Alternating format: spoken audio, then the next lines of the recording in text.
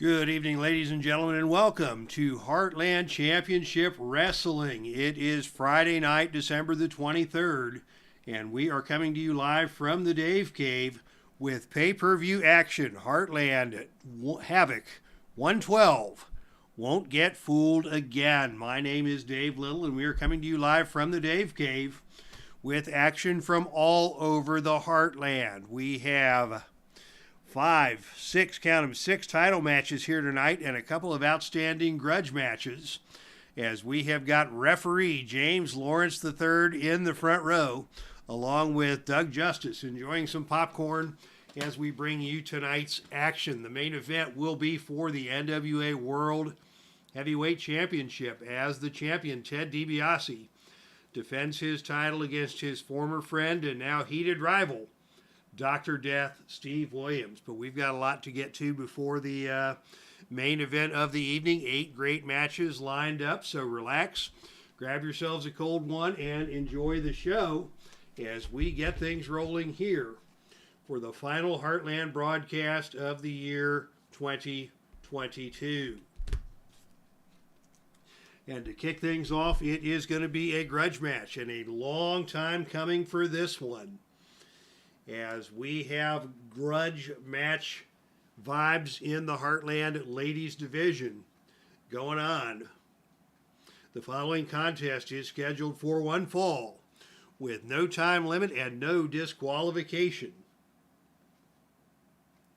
And it is a tag team grudge match. Introducing first, at a total combined weight of 269 pounds, collectively known as the Twisted Sisters. They are HOLIDEAD and Thunder Rosa.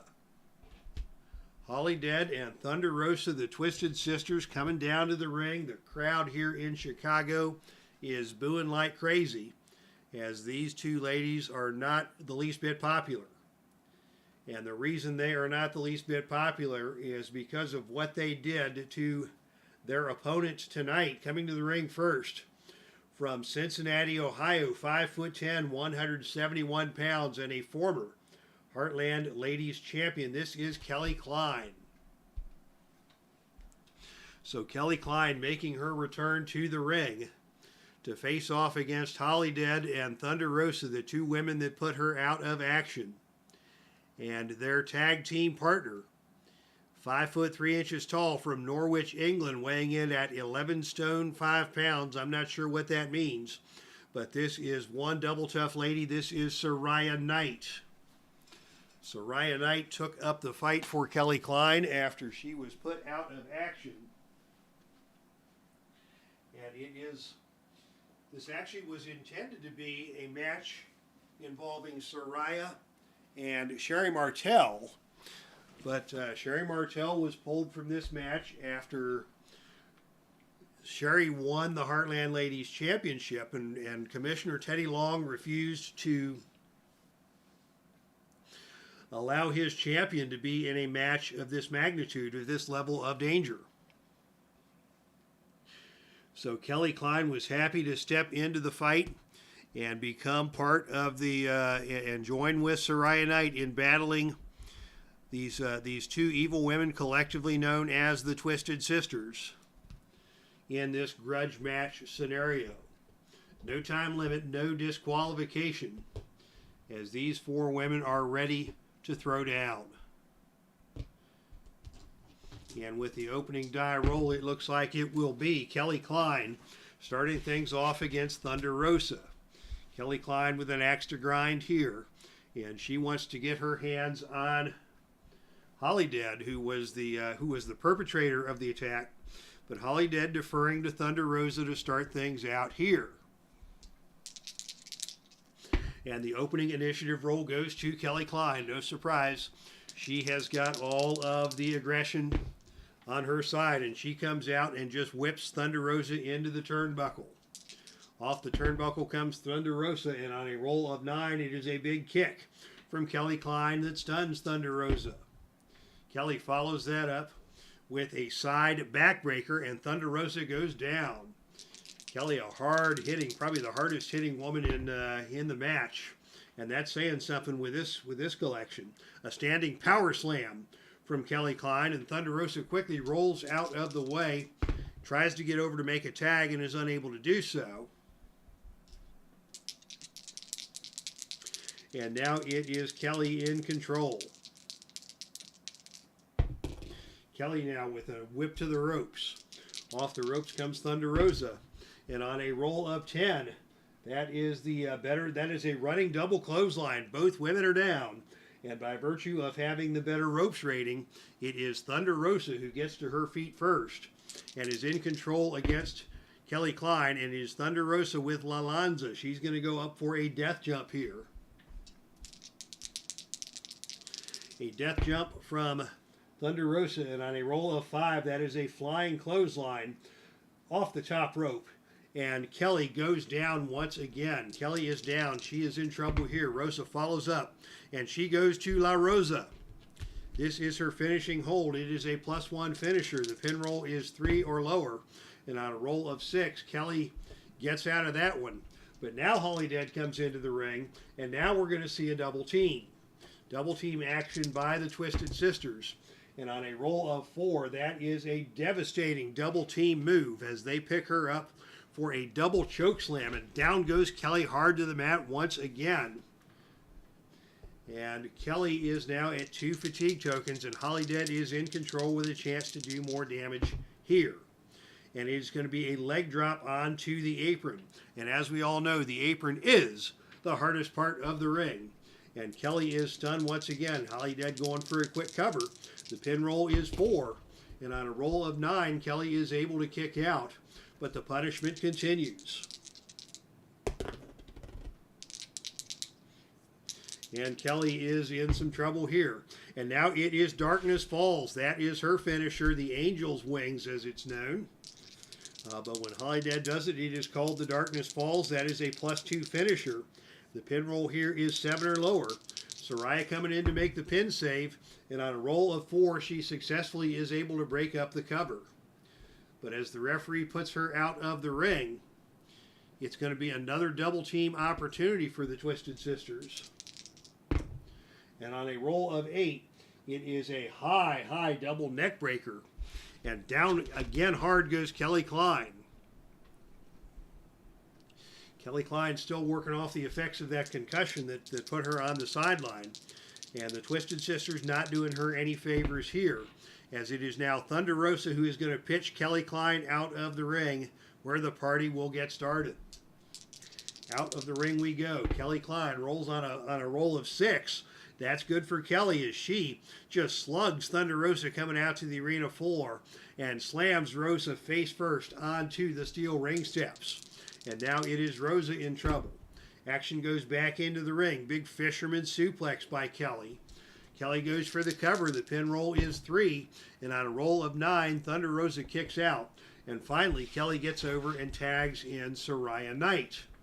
Saraya seeing her first action in this match. Saraya is going to go for a death jump.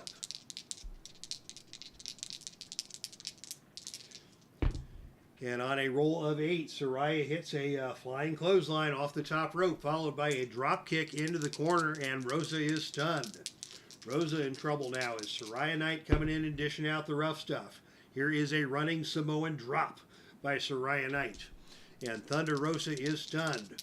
Rosa gets to one knee, but Saraya's all over her and just rakes the eyes. Just a rake of the eyes, and she just gouged the eyes of Thunder Rosa. Saraya's following that up with another big running Samoan drop, and Thunder Rosa is still hurt. As action continues. And now it is Saraya with a DDT. And Thunder Rosa goes down, and she's going to try and get over and make a tag to HOLIDEAD. And she gets there. So it is HOLIDEAD now coming into the ring against Saraya Knight. We have yet to see the big confrontation. HOLIDEAD got a few shots in on Kelly while Kelly was down. But Kelly wants back into the ring. But HOLIDEAD with a whip to the ropes. Saraya comes off the ropes.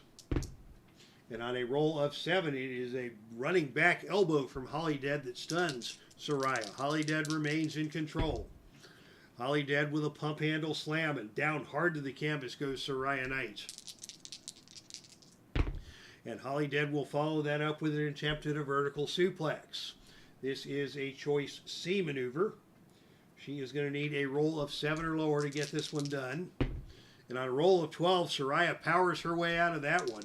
And it is SARAYA who comes back with a series of pounding forearms in the center of the ring. HOLIDEAD fires right back. She's going to attempt that suplex once again. And this time on a roll of 5, up, over, and down to the canvas hard goes SARAYA Knight as HOLIDEAD completes the move. And SARAYA slowly gets to her feet. HOLIDEAD follows that up with a bicycle kick and stuns SARAYA. And SARAYA finally gets over and makes the tag to Kelly, and the confrontation is on. It is on as KLEIN and HOLIDEAD come together in the center of the ring. This is the rivalry that set this whole match in motion. And it is Kelly who picks her up and slams HOLIDEAD face first down to the canvas. And HOLIDEAD gets right up and gets right back in the face of Kelly. Kelly grabs her by the arm, whip to the turnbuckle. Off the turnbuckle comes HOLIDEAD. And on a roll of 10, it is a big kick from Kelly that stuns HOLIDEAD. Kelly follows that up with another kick to the midsection. HOLIDEAD backpedaling. HOLIDEAD cannot get over and make the tag as Kelly grabs her by the back of the neck. And it is Kelly now with a big German suplex that takes HOLIDEAD down to the canvas once again. And HOLIDEAD is in some trouble here. Kelly follows that up with a whip to the ropes. Off the ropes comes HOLIDEAD. And on a roll of 6, it is Kelly dropping down. HOLIDEAD comes off the other way. And oh, this time on a roll of 4, it is HOLIDEAD who was too quick. And HOLIDEAD just nailed Kelly with a knee to the side of the head. And Kelly once again is down, and the fans here are in shock because another blow to the head suffered by KLEIN. HOLIDEAD follows it up. Vertical suplex attempt coming.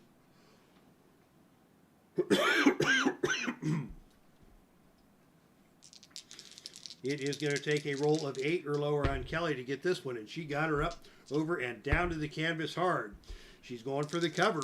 The pin roll is 6. SARAYA comes in for the pin save and just does get there in time. But the team has used up all their pinfalls now. HOLIDEAD in control. And HOLIDEAD pitches KLEIN out of the ring, and out of the ring we go.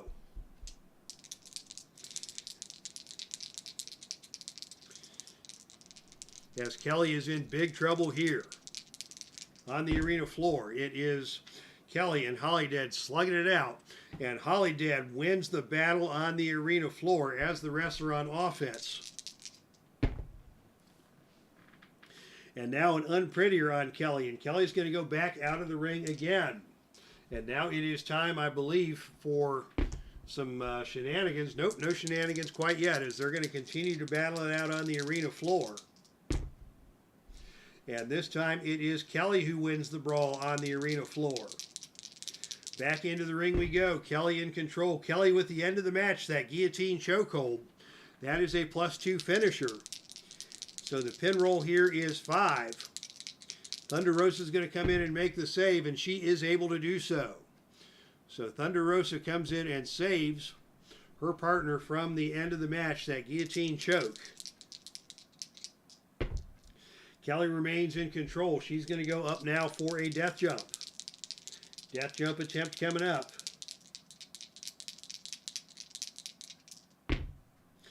And on a roll of 6, that is going to be a flying elbow smash off of the top rope, connected by KLEIN successfully. SARAYA wants into the ring, and Kelly is not going to let her into the ring. Kelly wants to do this on her own, and she's going to go up for another death jump. And another flying forearm smash off of the top turnbuckle. HOLIDEAD is down. She's going to go up a third time for another death jump. HOLIDEAD is down and staying down. And another big flying forearm comes off the top rope. And HOLIDEAD is down. Kelly wants to finish her off. Kelly goes to the end of the match once again. That guillotine choke. And once again, it is Thunder Rosa coming in to break that up.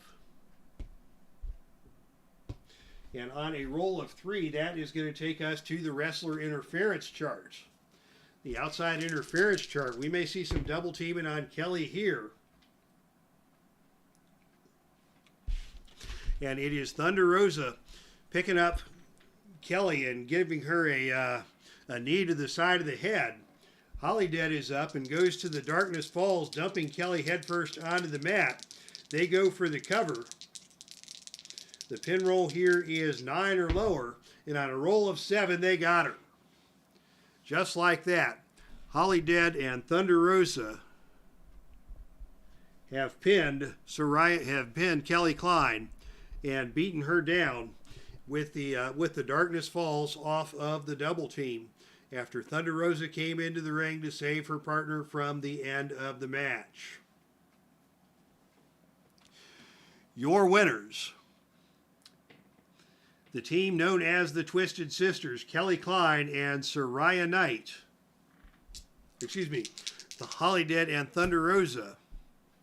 And now it looks like SARAYA Knight is just leaving the ring and leaving Kelly KLEIN in there all by herself. SARAYA Knight not sticking around to offer any condolences or any sympathy for her fallen partner. HOLIDEAD and Thunder Rosa circling around Kelly KLEIN, but the referee quickly gets in there and shields Kelly KLEIN so that HOLIDEAD and Thunder Rosa have been ushered out of the ring. And it is SARAYA who is not sticking around either. And the trainers are going to have to come and help Kelly KLEIN back to the ring all by herself. I don't know what got into SARAYA Knight there, but she made a business decision and decided to get out of Dodge before Kelly KLEIN could recuperate. And your winners in the opening contest are the team of HOLIDEAD and Thunder Rosa. All right, we've got some new folks in the chat room. Carl Zilla is here. Howdy, howdy. Mark Ferguson saw that coming. Dwayne Martz, hello, everybody. Keith O'Toole, do MJF versus Bryan Danielson. They are not scheduled on the card for tonight, but we'll take that up as a possible future consideration here in the Heartland Championship Wrestling. Mark Ferguson says, you just don't ignore your partner. And indeed, that is what took place at the end of that match. But as you will recall, if you were here at the beginning of the broadcast, we initially pointed out that this match was originally scheduled to be SARAYA Knight and Sherry Martel against the Twisted Sisters, but Sherry was pulled from that match when she won the Heartland Ladies Championship. Heartland Ladies Wrestling General Manager Teddy Long would not allow Sherry to participate in this match, and SARAYA was compelled to wrestle instead with Kelly KLEIN as a tag team partner, and there was not a whole lot of loyalty extended in the aftermath of that match. All right, coming up next is our first title match of the night, as Docman J comes in fashionably late. Happy holidays to you too, my friend. The following contest is scheduled for one fall with a 30-minute time limit, and it is for the Patriot Championship Wrestling Tag Team Championship. Introducing first the challengers. At a total combined weight of 469 pounds, coming to you from the nation of England, it is the Dynamite Kid and Davey Boy Smith, collectively known as the British Bulldogs. So the British Bulldogs on their way to the ring for their title match and their shot at the Patriot Tag Team Championship. But their opponents are formidable champions indeed. At a total combined weight of 467 pounds out of Sydney, Australia, this is Roy Heffernan and Al Costello, collectively known as the Fabulous Kangaroos. So it's Kangaroos versus Bulldogs in this Match of a couple of forces of nature. I can't imagine a kangaroo taking on a bulldog in real life, but that's what we have here tonight with the Patriot Tag Team Championship on the line.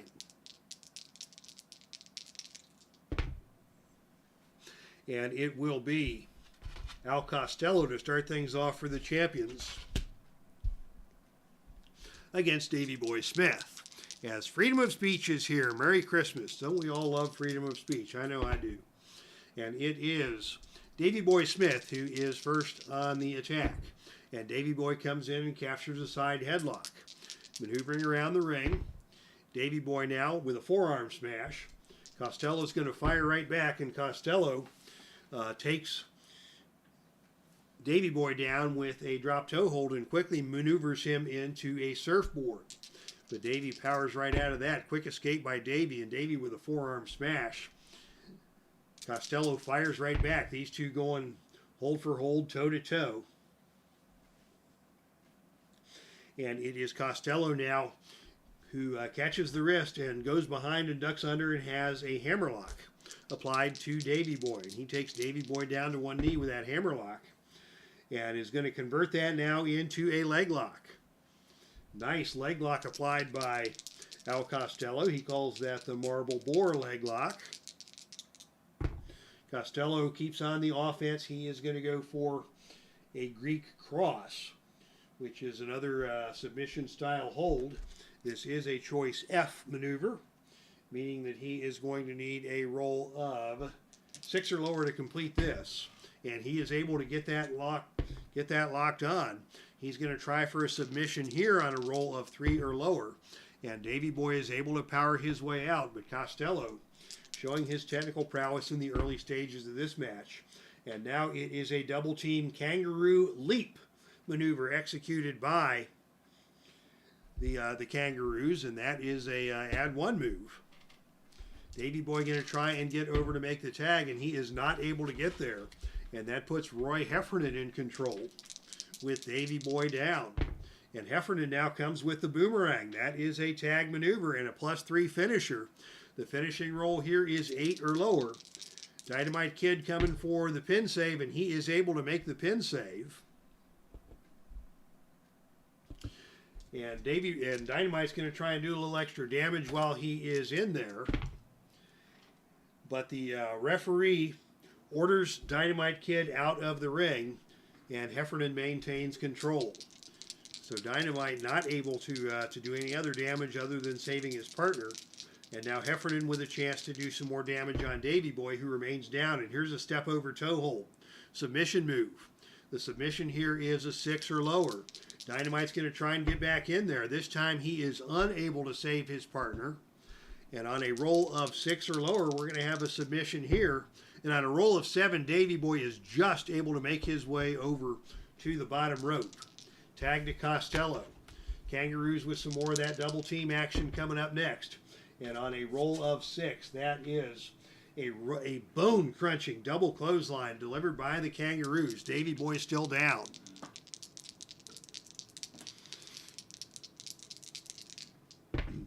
And now it is Costello who is, they're going to hit that boomerang move again. That is a +3 finisher.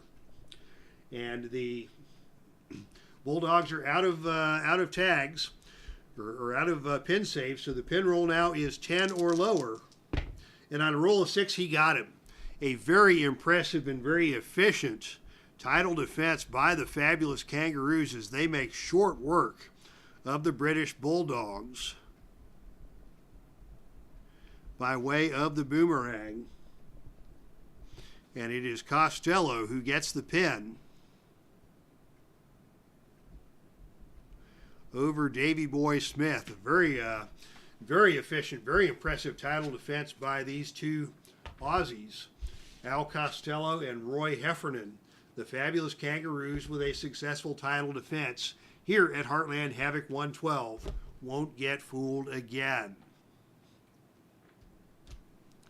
All right, who else do we have here? The freedom of speech, Doug Justice we've already greeted, Mark Ferguson, Docman J. Kangaroos weren't messing around. Mark Ferguson, he needs to tag with Abbott. I wonder who you're, yeah, tell us who you're referring to there, Mark. Who needs to tag with Abbott? And is that, oh, Abbott and Costello. Ha, ha, ha. Okay, I get it. I thought there was a Tank Abbott reference in there somewhere, but no, it's an old American comedy reference. All right, coming up next, we have the Atlantic Heavyweight Championship. As Johnny Valentine is set to defend against the Nature Boy Ric Flair. Flair looking to make his way back up to the ranks of the world title contenders, and the Atlantic Heavyweight Championship would be an excellent stepping stone to get him set down that pathway. However,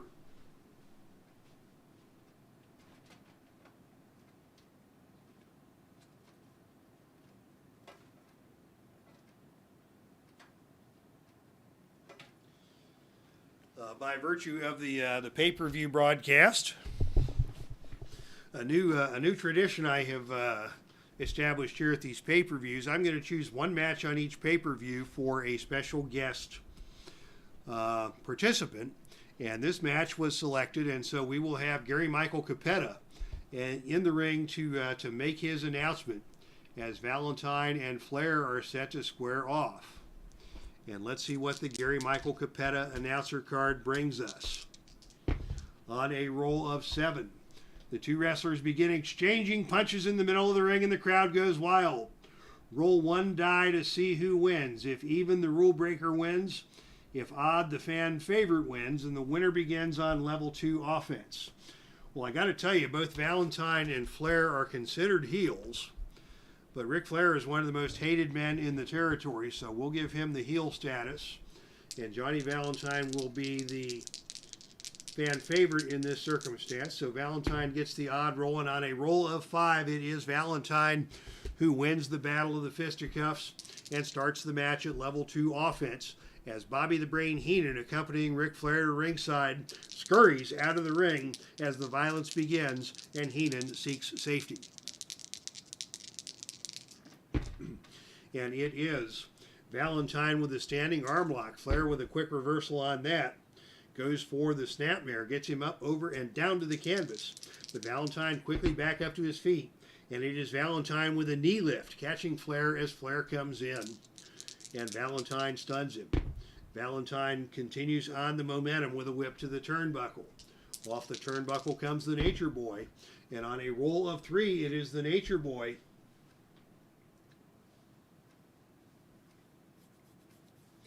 who dodges a charge by Valentine, and Valentine tumbles out of the ring. Out to the arena floor we go.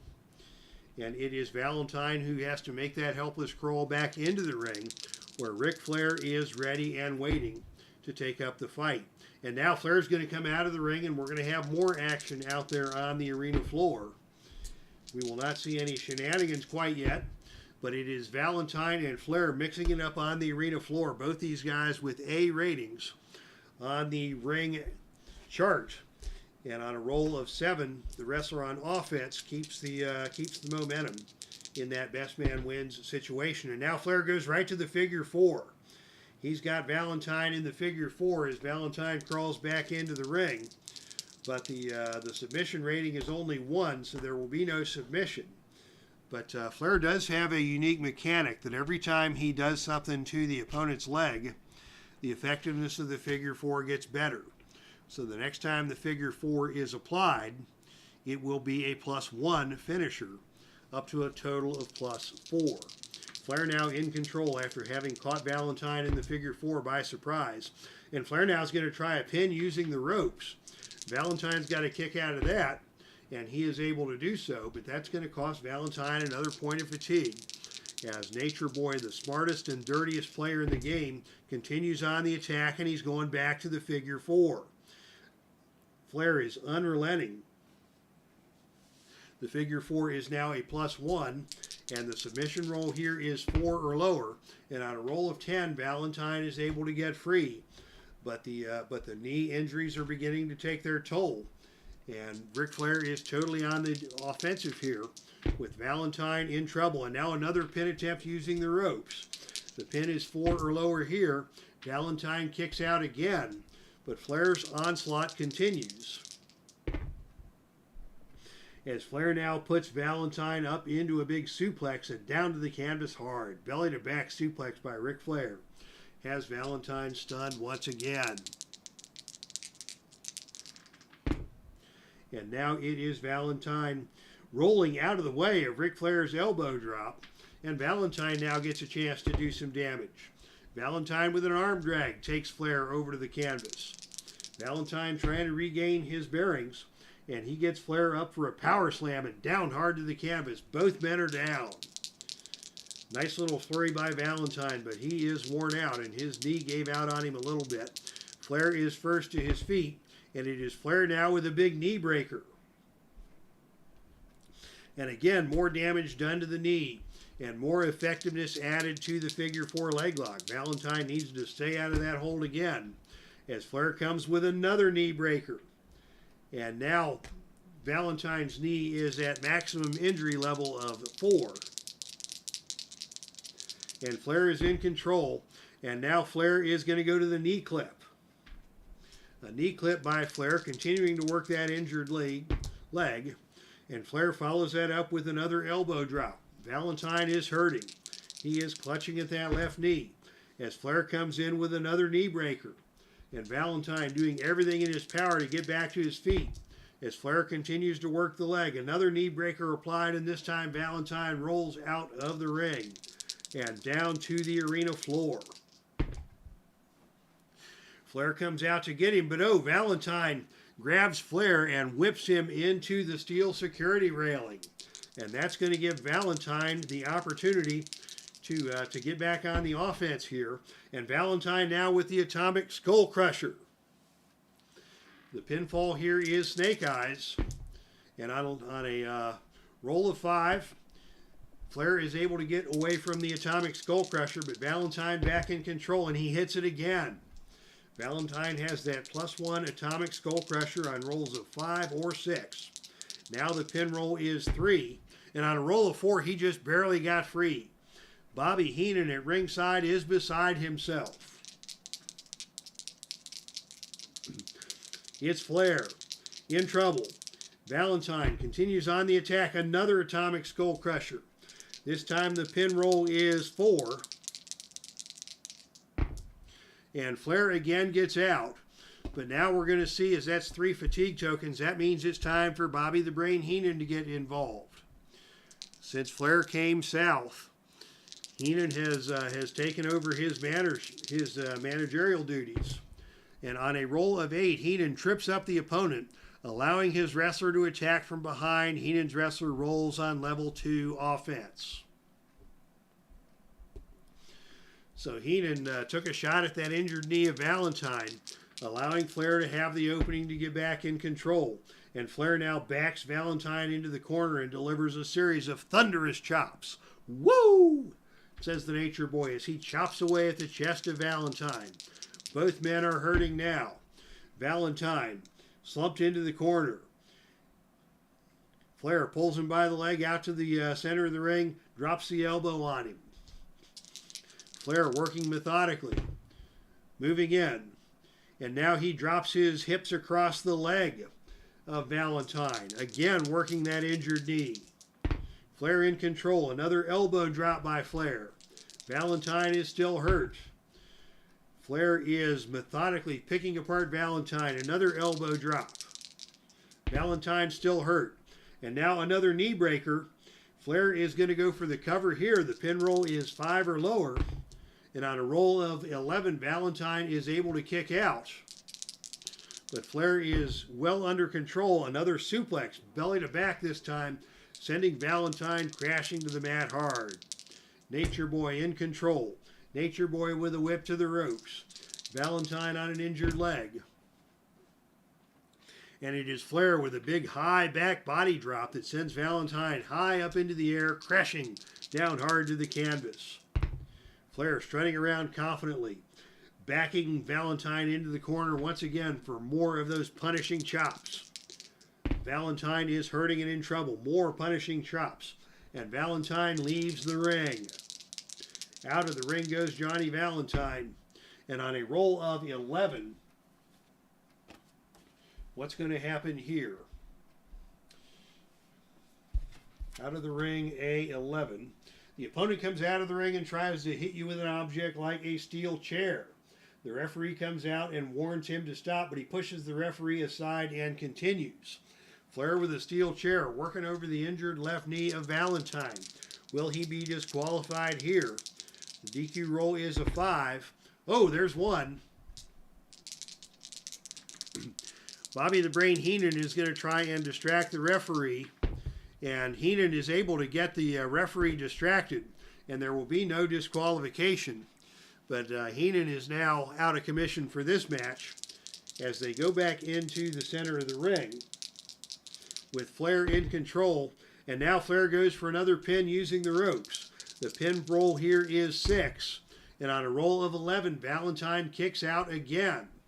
What a match we are seeing here tonight. Johnny Valentine and the Nature Boy Ric Flair. Flair doing everything in his power to control the heavyweight title here. And Flair sends him out of the ring again. And this time we will see shenanigans. The shenanigans chart is in play. Ric Flair, the wrestler on offense. And the roll on the shenanigans chart is 1, which is the tables chart. We go to the tables chart. And the table is set up on the arena floor. But the wrestlers have got to roll back into the ring to beat the 10 count. Flair still on offense as that table looms on the arena floor. Who will be able to use that to their advantage remains to be seen. But now it is Flair who goes to the sleeper hold. Sleeper hold applied by Ric Flair. Valentine is staggered. Valentine drops to his knees, and Flair's now going to go up for a death jump. Death jump coming up from Ric Flair. And on a roll of 10, it is Valentine trying to get over to knock Flair off of the top turnbuckle. Flair, the more agile of the two men, keeps control and kicks Valentine away. And now Flair is going to pitch Valentine out of the ring again. Out we go again. And once again, shenanigans in play. This time on a roll of 6. I lost my shenanigans chart. On a roll of 6, it is the foreign object. Roll a gut check for each wrestler. Johnny Valentine's gut check is a 2. Ric Flair's gut check is a 0. So Valentine wins the gut check roll. And he slugs Flair with a steel chair. He is going to have to roll disqualification on a 5 or lower. He will not be disqualified as action returns to the ring with Valentine now in control. And it is Valentine who goes to the sleeper. And it is Flair who climbs out of the ring. No shenanigans this time. Both men are too weary for that as the battle goes to the arena floor. And it is Valentine on the offensive who just slugs Ric Flair with a forearm across the chest and then just drops him with a DDT on the arena floor.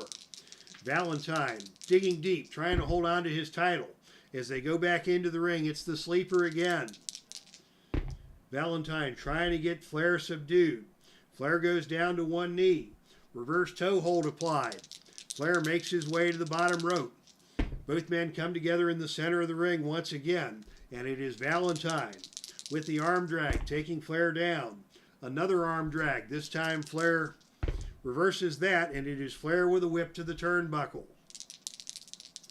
Off the turnbuckle comes Johnny Valentine, and on a roll of 8, it is a big kick by Flair that takes Valentine down to the mat.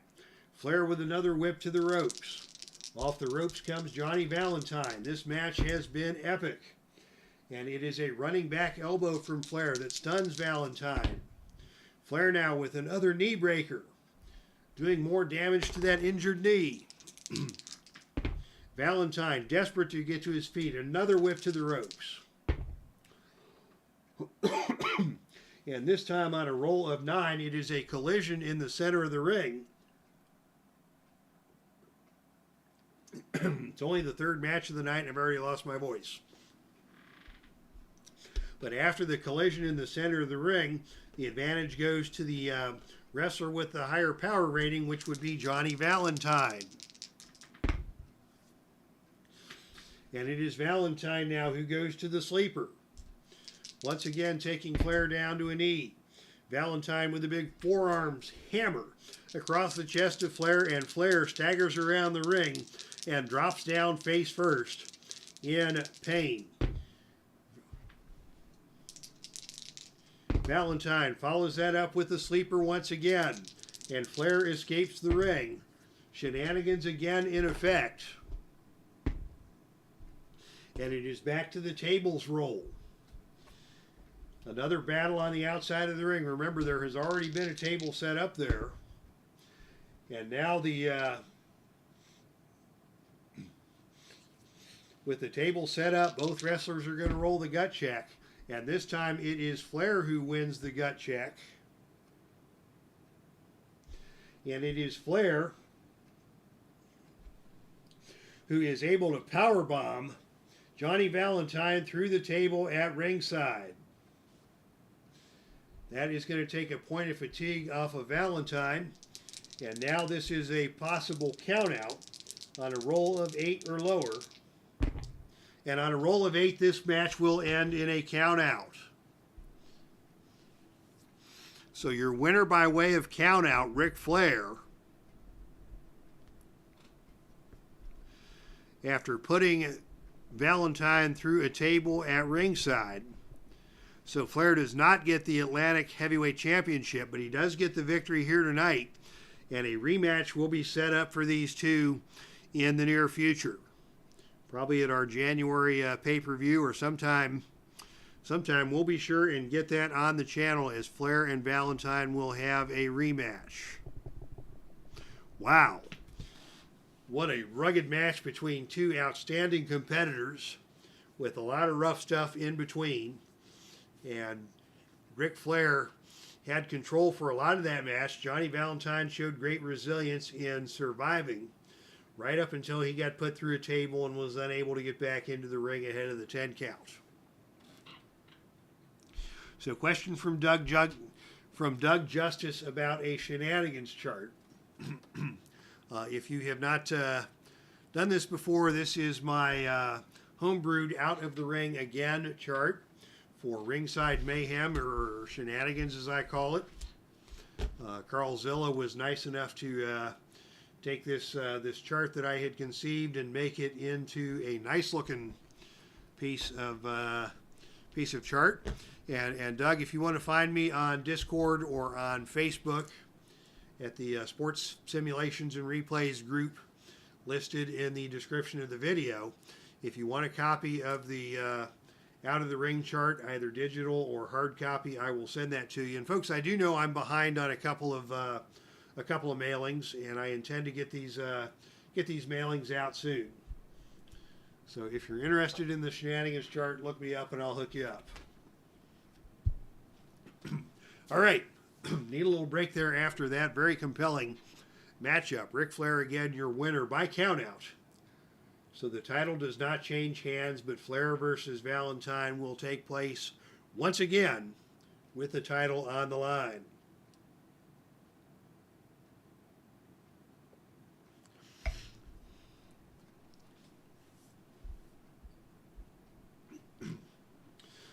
Mark Ferguson, yes, I did get your request, and I do need to print those up. Some additional charts that Mark has requested, and I will send those along to you as well. All right, after all that, believe it or not, our next contest is going to be another grudge match. Two teams that have had some very rugged battles, both individually and in tag team competition. And we've seen some twists and turns in this feud, as this feud comes into play again here in Chicago at this pay-per-view broadcast, Heartland Havoc 112. The following contest is scheduled for one fall with no disqualification and no countout. This is a tag team grudge match situation. Introducing first, accompanied to the ring by the kick demon Janai Kai, collectively known as the Latin American Exchange. At a total combined weight of 490 pounds, this is Hernandez and Homicide. So Hernandez and Homicide recently keeping company with this dangerous young woman known as the Kick Demon, Janai Kai. And I had a chance to, she was part of the Women of the Indies 22 set that I ordered. And if you get a chance to check her out on YouTube, some of her matches, she is a phenom. I really enjoyed watching her. She doesn't really have the heel persona that I'm portraying her with in her association with Homicide and Hernandez, but she is a very entertaining young wrestler with a lot of potential. So Janai Kai, the Kick Demon. And their opponents are collectively known as the Blackjacks. Coming to the ring in a total combined weight of 593 pounds, it is Blackjack Lanza and Blackjack Mulligan. So Mulligan and Lanza, the Blackjacks, taking on the team of LAX in a grudge match situation here in Chicago, under the watchful eyes of Janai Kai at ringside. And it is going to be Homicide starting things off against Blackjack Lanza for the Blackjacks. And here we go. The opening initiative role is won by Homicide. He immediately takes the role of the aggressor and comes in and just gouges the eyes of Blackjack Lanza.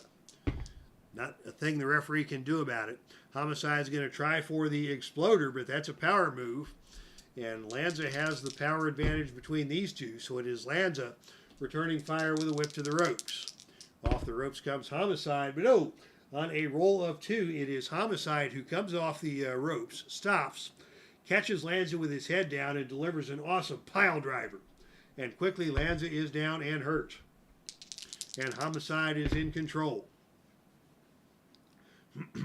Homicide is going to go up for the death jump. And on a roll of 7, it is Homicide with a flying clothesline off the top rope that puts Lanza down on the canvas once again. Tag to Homicide. Here comes a double team. And on a roll of 4, it is a devastating double team move that is going to cost Lanza a point of fatigue as Hernandez picks up Lanza and just power bombs him onto the canvas, followed by a knee drop from Homicide, and Lanza in trouble here early. Hernandez in control. He is a huge man, but not nearly as huge as Blackjack Mulligan, who waits on the ring apron. And now it is a border toss. That's a +1 finisher. The pin roll here is 5, so Mulligan's going to come in to make the save, and he is able to make the save. But Lanza in big trouble now at the hands of this big Texan, Hernandez. Hernandez with another border toss. And now Mulligan is just going to come into the ring and wreak some havoc. And on a roll of 6, he nails Hernandez with a big forearm, just lariating him right out of the pinfall. And it is Lanza now who is able to get to his feet first and take control. Although Lanza has suffered a lot of damage here, and the Blackjacks have used up both their pin saves. So Lanza now with a Cobra hold, and Hernandez stays down. And now Lanza able to tag in Mulligan, and we're going to see some double teaming from the Blackjacks. Double team effort by the Blackjacks as Lanza holds Hernandez in place, and Mulligan comes off with a big elbow smash right between the eyes of Hernandez. Hernandez is stunned. As Derek Bauman joins us here in the arena. Sorry I'm late. Christmas traffic. Indeed, sir. Welcome to the chat room. Here's Mulligan in charge with a big boot to the face, and Hernandez is stunned once again. Hernandez is going to try and make the tag to his partner, and he is able to get out and do just that. Homicide now in the ring against Mulligan. These two have been the chief antagonists in this feud. They had a very nasty match just a week or so ago that ended with Homicide picking up the victory and spitting on Blackjack Mulligan. Homicide now comes in with another eye gouge, and Mulligan is not taking kindly to that. Mulligan fires back and grabs him with a whip to the turnbuckle. Off the turnbuckle comes Homicide, and on a roll of 7, it is a big kick from Blackjack Mulligan that stuns Homicide. Mulligan now with a running stomp to the side of the head of Homicide, wanting to do as much damage as he can to this snot-nosed little punk that he doesn't like one little bit. And now a big boot to the face, and Homicide goes down. Homicide is down, and now Blackjack grabs him in a trapezius claw, punishing the smaller man. Homicide in trouble here. Tag to LANZA, double team coming up. And on a roll of 7, it is a running double clothesline by the Blackjacks. Homicide again is down and in trouble. Can LANZA take advantage? Here's a vertical suplex. Homicide slow to get to his feet. LANZA stays on him with a sneaky chokehold. LANZA choking him down as Homicide struggles. And now it is Homicide who breaks free of the chokehold, and Homicide fires back and is going to try for a kick to the face. And he nailed that kick to the face. And LANZA is going to stagger over and try and make the tag, and he is able to get Mulligan back into the ring. So Mulligan and Homicide face to face once again. And Homicide is a guy that's not going to back down. You're not going to see any cowardly hiding behind his partner. He's going to own up to everything that he has said and done. And here is a big power slam from Mulligan, taking Homicide down. Homicide rolls out of the ring, and the party will start with Homicide on the arena floor. And Homicide grabs Mulligan by the leg and pulls him out of the ring and rams his knee face directly into the steel ring post. Mulligan now favoring that knee. Homicide in control. And it's going to be Homicide going up for a death jump. Death jump by Homicide. Roll of 5. A flying clothesline from Homicide nails Mulligan. And Mulligan is in trouble. Tag to Hernandez. Double team coming up. And on a roll of 7, it is a bone-crunching double clothesline that nails Mulligan and takes him back down to the mat. Hernandez now in control. Out of the ring we go, where both these men are more than happy to mix it up. And it is fists and fire on the arena floor. There will be no disqualification here, although both men are disregarding the referee. We're going to the odd-even roll to settle this one, and on a roll of 1, it is Hernandez who wins the battle on the arena floor. And as they come back into the ring, an over-shoulder backbreaker by Hernandez takes Mulligan down. Hernandez goes for the cover, but Mulligan kicks out. Hernandez now in control, the two biggest men in the match. And even at that, Mulligan's got Hernandez by a good 50 pounds. Hernandez going up for a death jump. He's a big man to be coming off that top rope, and on a roll of 5, that is a flying clothesline by Hernandez off the top turnbuckle that takes Mulligan down once again. Mulligan is down and in trouble. Tag to Homicide, another double team coming up here. And this time it is a devastating double team move, pulled off by the members of LAX. What great chemistry they are showing with their double teams, as Homicide now is in control. And now it is a pile driver on the ring apron. And that is going to go for the cover. The pin roll here is 4. And on a roll of 8, Mulligan kicks out. But now Mulligan is in trouble. And Mulligan has a bloody forehead now from that pile driver on the ring apron. Homicide keeping up the attack. Out of the ring we go once again. And this time it is Homicide who comes with a baseball slide drop kick and just drills Mulligan. Got both feet into the chest, and Mulligan goes crashing into the steel security railing. Mulligan in trouble now. Homicide in control. Out of the ring we go again. And on a roll of 7, we will not yet see the shenanigans. But it is Mulligan who is forced to make that helpless crawl back into the ring. Tag to Hernandez. Hernandez now with an inverted Samoan drop. Takes Mulligan down hard again. High impact move by Hernandez. Great show of strength to get the big man up, over, and down. Hernandez follows that up with a big senton. Wow! 285 pounds with a somersault off the top rope, slamming into Mulligan. Mulligan still down. Hernandez in control.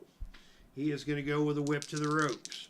Off the ropes comes Mulligan, and on a roll of 3, this time it is Mulligan who comes off of the ropes and nails Hernandez with a powerful running lariat. Hernandez just got taken out of his boots. Mulligan now in control. And Mulligan's got the blackjack claw applied. The submission rating here is 4 or lower. And on a roll of 9, Hernandez is able to power his way out of the blackjack claw, but he is woozy now. And Mulligan is following up with another trip out of the ring. Out of the ring we go.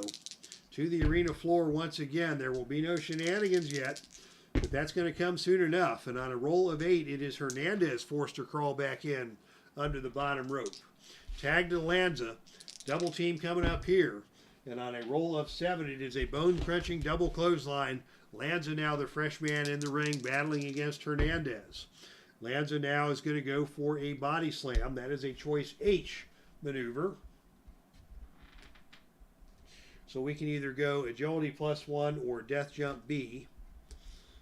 So we'll go agility +1. And on a roll of 7, he hits it. And Hernandez is going to try and get out and make the tag, but he is not able to do so. LANZA still in control. And LANZA now with a vertical suplex. Hernandez stays down. Tag to Mulligan. Double team, and on a roll of 5, that is a add 1 on the double team. So another big double team move by the Blackjacks. And it is Hernandez now in trouble. Mulligan coming in with a blackjack claw again. The submission roll is 6. So we are going to see the pin save attempt here by Homicide. And on a roll of 4, Homicide is able to make the save. But Hernandez now is in trouble. And now we're going to see Janae Kai get involved. As that's 3 fatigue tokens. What's Janae going to do?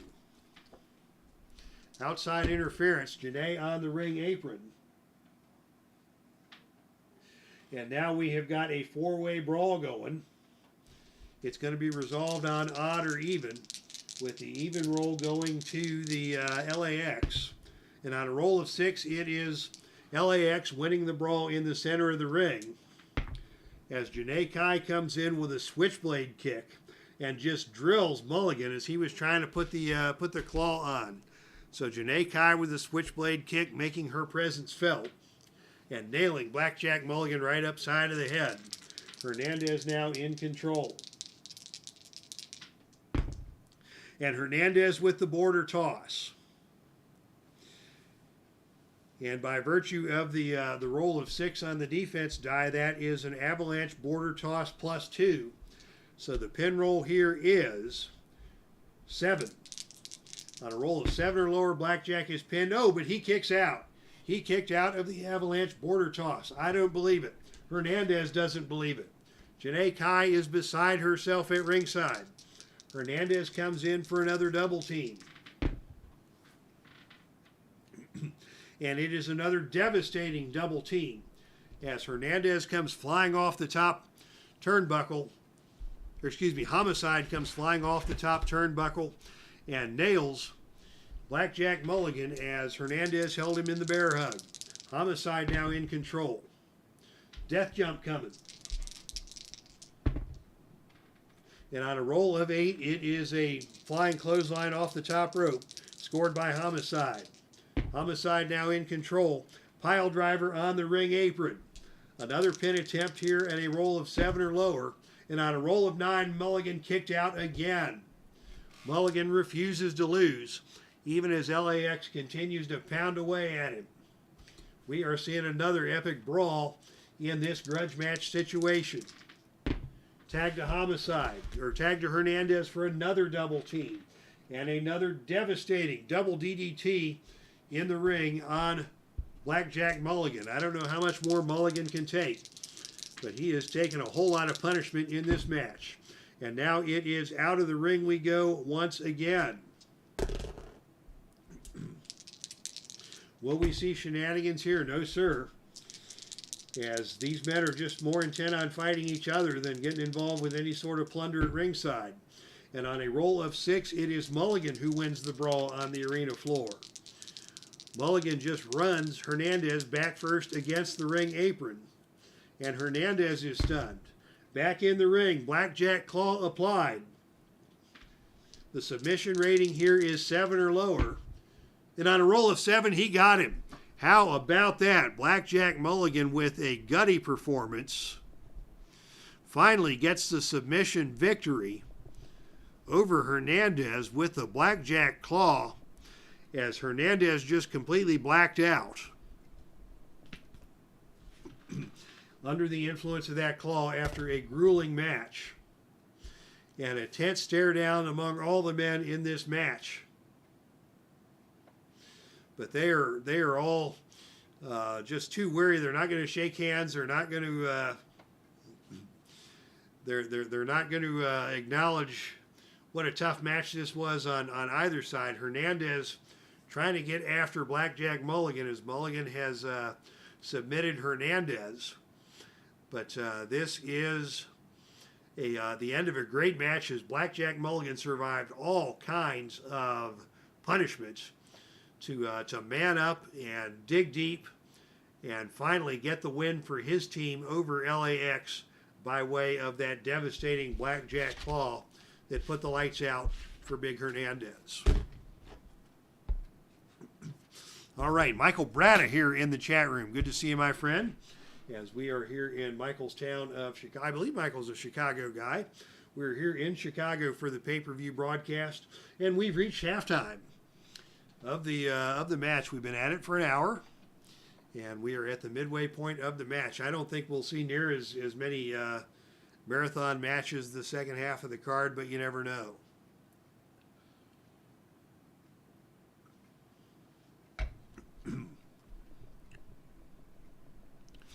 All right, little drink to loosen up the vocal cords here as we get ready for the second half of tonight's action from the Dave Cave here.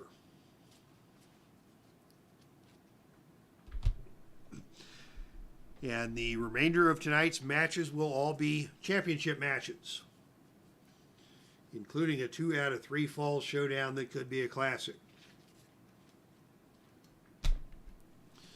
All right, ladies and gentlemen, the following contest is scheduled for 1 fall with a 45-minute time limit, and it is for the Heartland Ladies Tag Team Championship. And this is another ongoing rivalry that is playing itself out here tonight. Introducing first the challengers and 3-time former Heartland Ladies Tag Team Champions, collectively known as the Kimber Bombs. This is Cherry Bomb and Kimberly. So Kimberly and Cherry Bomb, one of the most well-coordinated tactical teams in the history of ladies tag team wrestling. They just have such good chemistry and such good teamwork that they are tough to beat. But they are facing off against 2 ring veterans and 2 hard-hitting opponents indeed, your champions. First, weighing in at 125 pounds and standing at 5'4" from Honolulu, Hawaii, this is MALIA HOSAKA.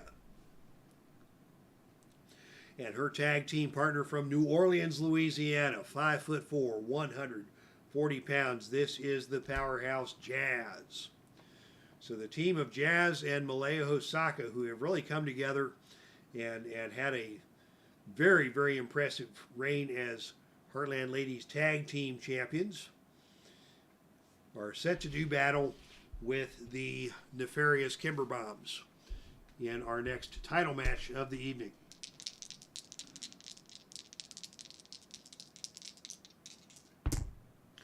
And it will be MALIA to start things off against Cherry Bomb.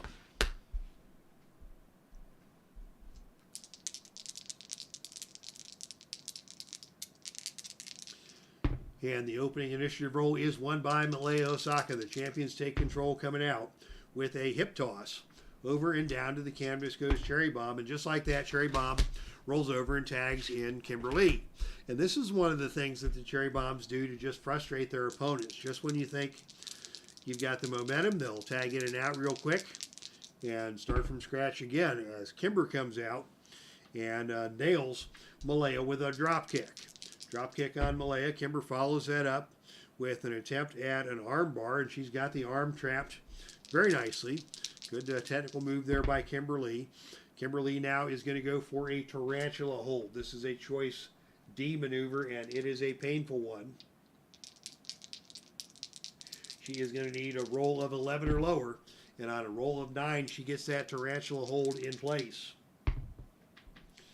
And MALIA remains hurt.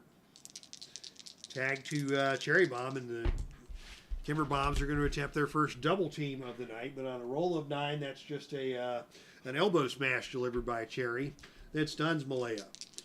Cherry in control now, and Cherry with the Cherry Popper. Oh, that big X Factor type maneuver puts MALIA down once again. MALIA off to a rough start here as Cherry Bomb sends her to the corner and deals a series of knee strikes to MALIA. And finally, MALIA is able to get over and make the tag, and for the first time, Jazz enters the match.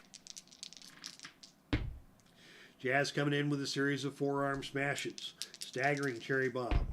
Jazz follows that up with a falling body slam, and down to the canvas hard goes Cherry Bomb. Cherry gets to her feet and runs Jazz into the turnbuckle.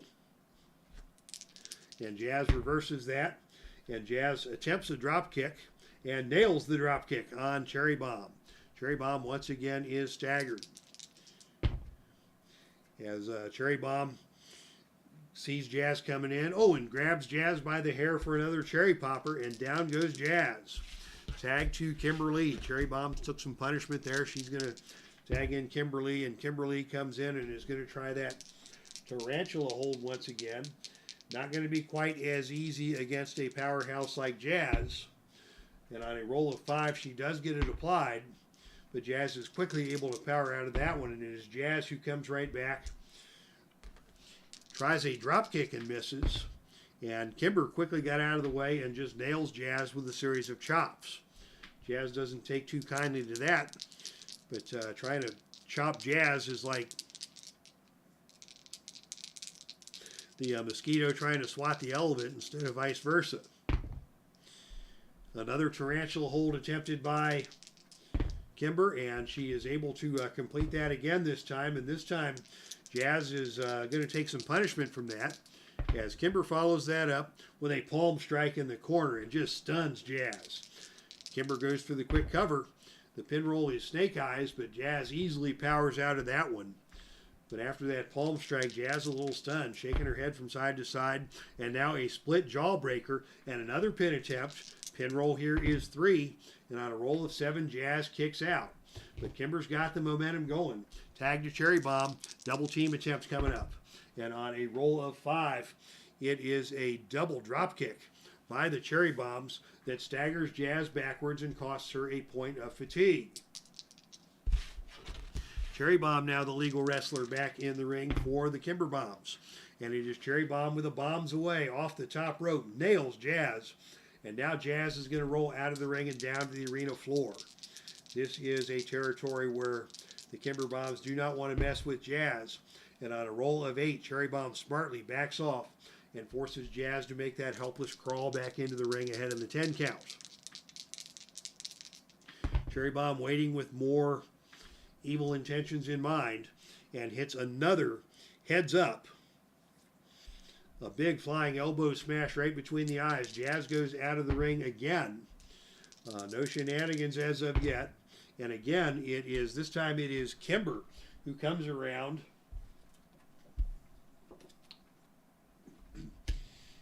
and tries to hit Jazz with a steel chair on the outside of the ring. We may see a disqualification here. We will not. But Jazz hurt by that steel chair shot as Kimber rolls her back into the ring where Cherry Bomb is waiting, and Cherry Bomb with another bombs away keeps control. Cherry Bomb in control. And now a whip to the turnbuckle. Off the turnbuckle comes Jazz, and it is a big kick from Cherry Bomb that nails Jazz. Jazz now getting into some trouble as Cherry Bomb follows up.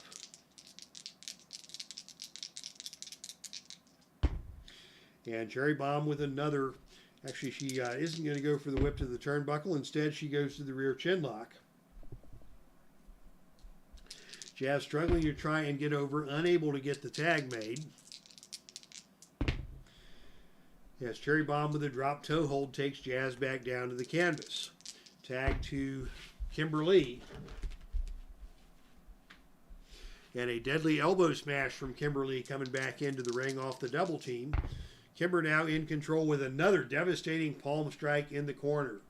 Boy, it was that well-placed palm strike from Kimberly that got Jazz in trouble in the first place. And she now is, again, in control. Tries for the armbar. Jazz powers her way out of the armbar. And it is Jazz with a big body slam. And both women are down. First to her feet is Kimberly. And Kimber with a whip to the turnbuckle. Off the turnbuckle comes Jazz, and on a roll of 6, it is a knee to the head delivered by Jazz that stuns Kimberly and allows Jazz to get over and tag in MALIA, the fresh woman in this match. MALIA comes into the ring with a series of karate kicks, backing Kimberly down. And now MALIA is going to go for the camel clutch on a choice C maneuver.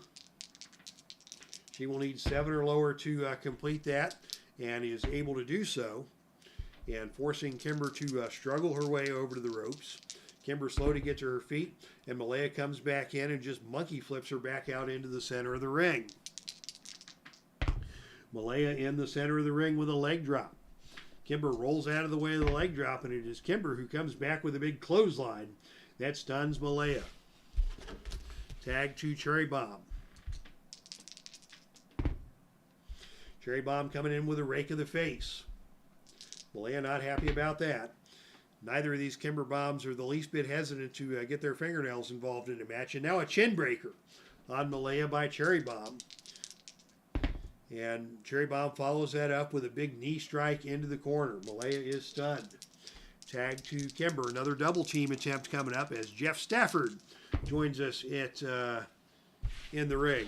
At ringside, and Kimberly now off of the double team hits a big elbow smash to MALIA.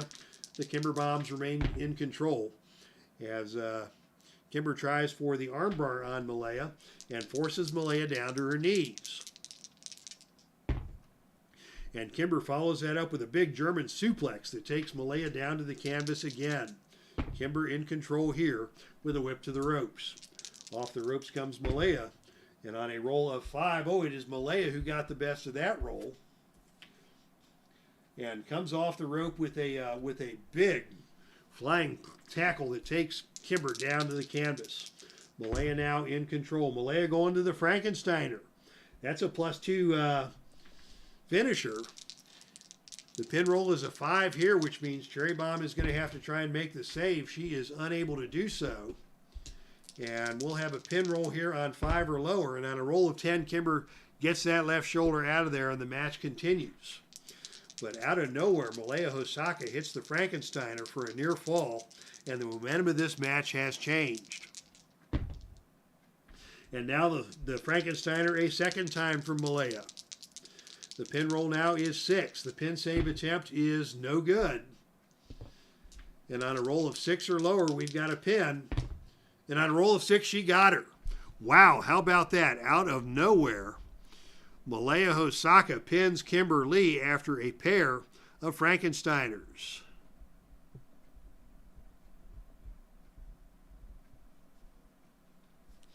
So MALIA HOSAKA played the role of hero in that match, winning over winning over Kimberly after a pair of Frankensteiners.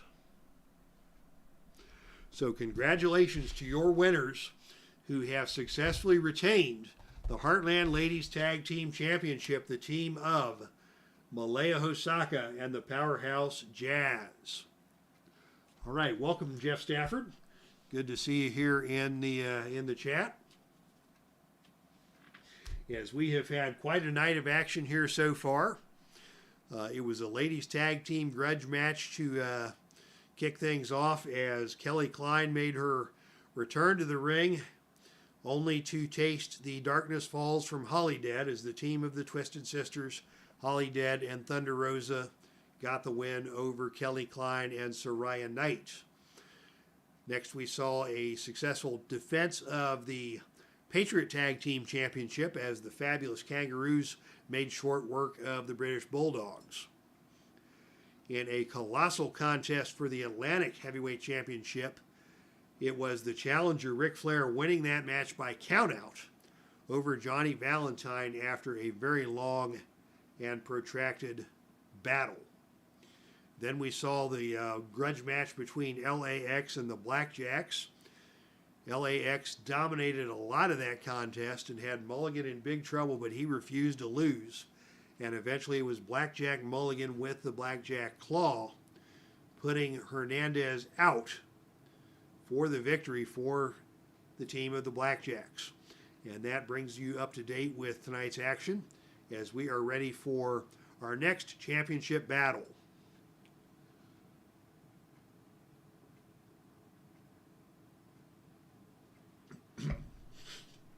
Ladies and gentlemen, the following contest is scheduled for the best 2 out of 3 falls. And it is for the Patriot Heavyweight Championship. Introducing first the challenger and former Patriot Heavyweight Champion, 5'10", 236 pounds, out of Louisville, Kentucky. This is Ed Strangler Lewis. And his opponent this evening is your reigning and defending Patriot Heavyweight Champion, 6'4", 275 pounds, from Paradise Valley, Arizona. He is accompanied to the ring by the Grand Wizard of Wrestling. This is Superstar Billy Graham.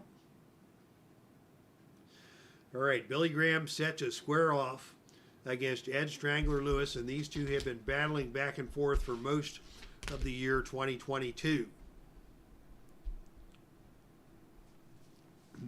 Graham is currently the champion. They have traded the belt back and forth a couple of times to set up tonight's best 2 out of 3 championship matchup. And the opening initiative roll is tied. That means we go to the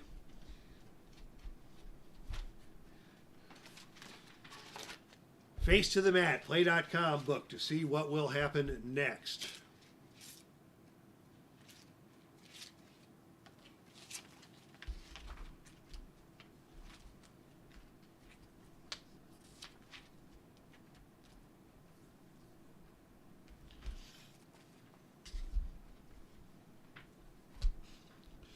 All right, Billy Graham will roll on the Face to the Mat chart.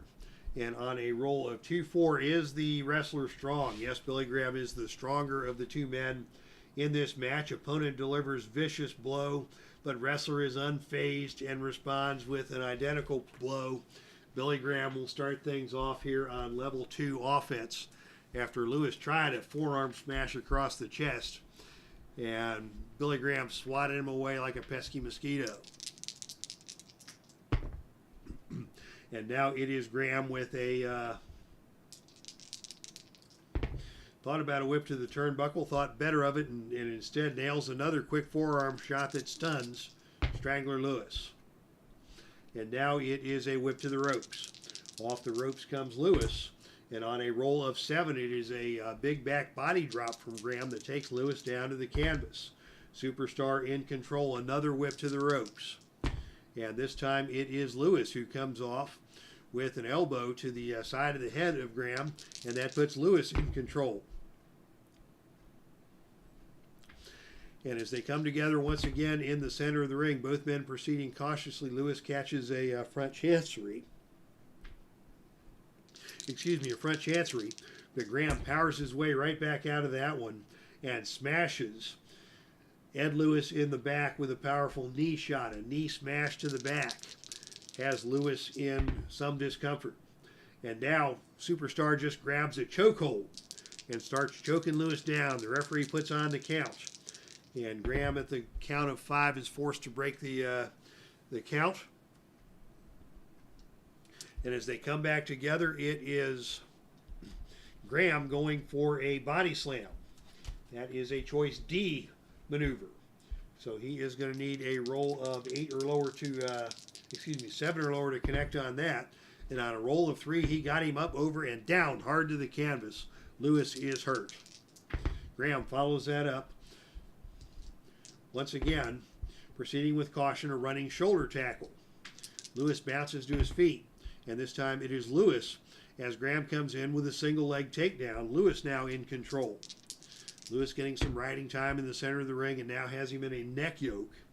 That's a pretty painful submission hold, but Graham is a big thick neck and he can take some punishment. And now it is a grapevine and a hip toss from Lewis that takes Graham down to the canvas.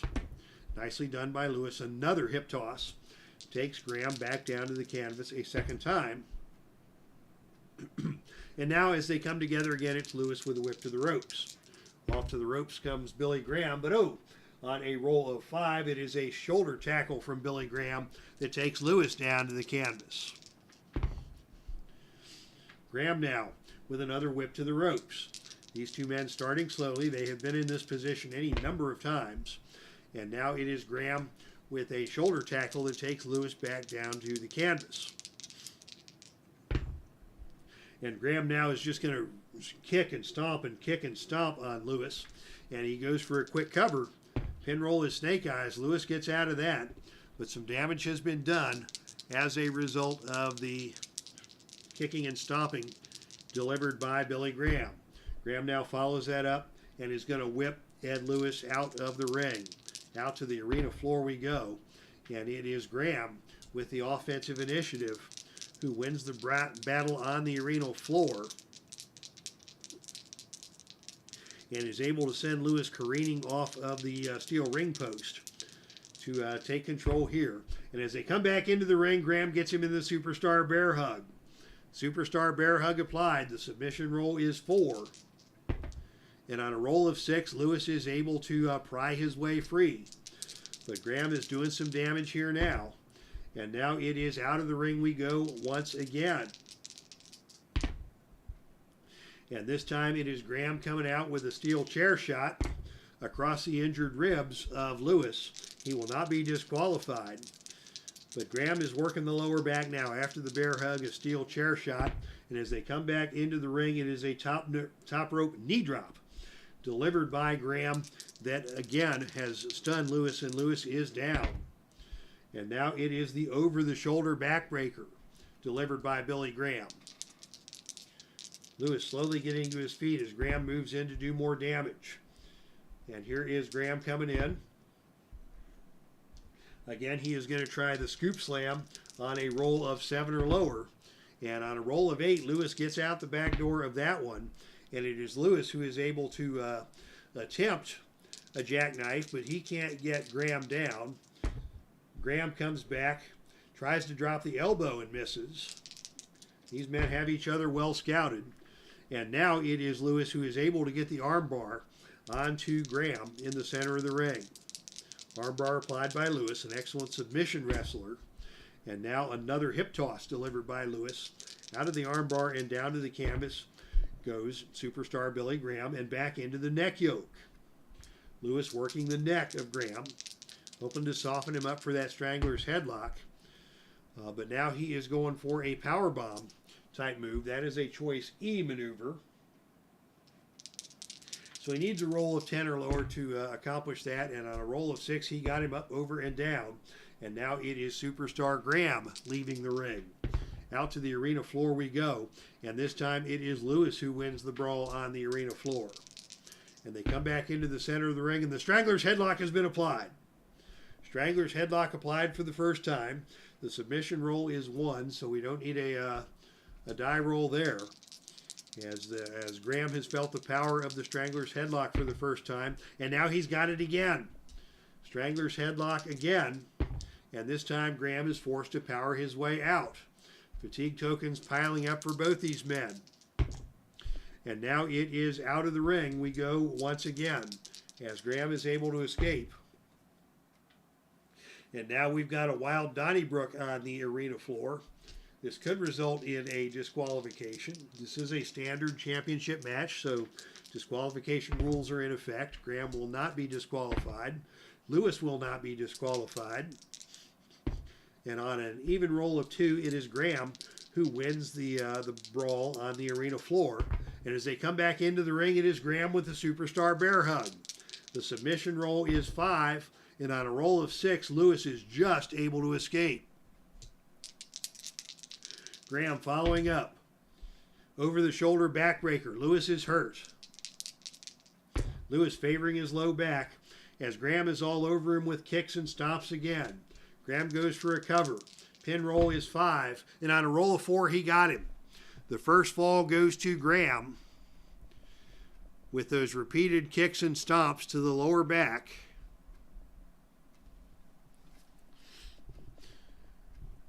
And Billy Graham has taken the first fall here in this 2 out of 3 fall championship matchup.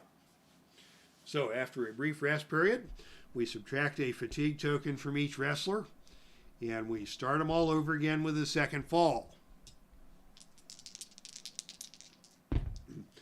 And again, it is Billy Graham who wins the opening initiative roll, and it is Graham who starts immediately with a chokehold. He just wants to choke the life out of Lewis right from the get-go and end all of the suspense. Lewis squirms his way free. Graham whips him to the ropes. Off the ropes comes Strangler Lewis. And on a roll of 10, it is a running double clothesline. And both men are down. Both men have equal ropes ratings. So the wrestler on offense, Billy Graham, is in control. And Graham goes right to the Superstar Bear Hug. Bear Hug applied once again. Submission roll is 5. And on a roll of 9, Lewis is able to get free. But Graham goes right back to the Bear Hug. It's now a submission roll of 6. And on a roll of 6, he got him. So Billy Graham with the Superstar Bear Hug has won this match in consecutive falls to successfully retain the Patriot Heavyweight Championship. So congratulations to Superstar Billy Graham, who has successfully defended the Patriot Heavyweight Championship here in Chicago.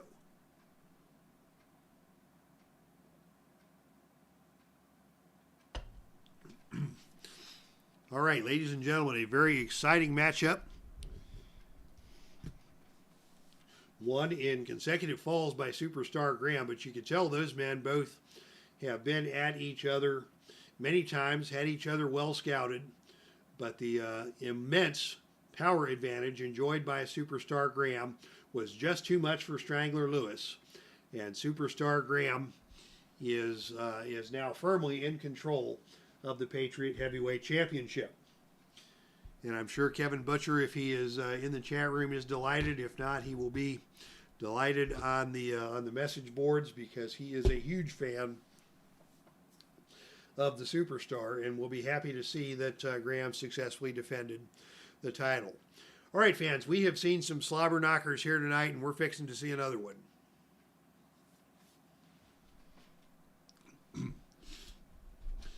The following contest is scheduled for one fall, and it is for the Pro Wrestling Mid-America Tag Team Championship.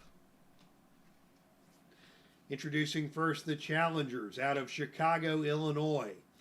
The hometown favorites at a total combined weight of 562 pounds. They are accompanied to the ring by Precious Paul Ellering. This is Hawk and Animal, the Road Warriors.